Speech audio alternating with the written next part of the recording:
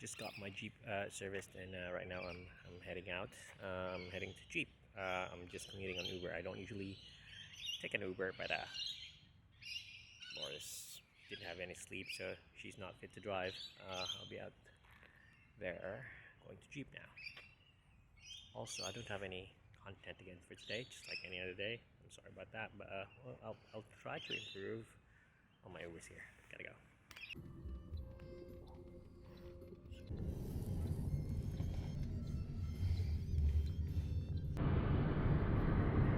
We're here in Jeep, and where is my Jeep? There's my Jeep. There it is. There's the red one. Okay, got my car right now, and yeah, it's good. Nothing's new. Nothing's been fixed. Just servicing. So my next service will be on my 190th. Yeah.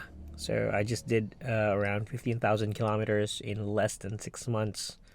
Let's see, November, December, January, February, March, April. Yeah, 5 months. So 15,000 in 5 months. That's a lot of traveling, and I haven't gone interstate yet. So I'm just traveling within here for weddings. So once we're gonna start traveling interstate, that's gonna be a lot of traveling.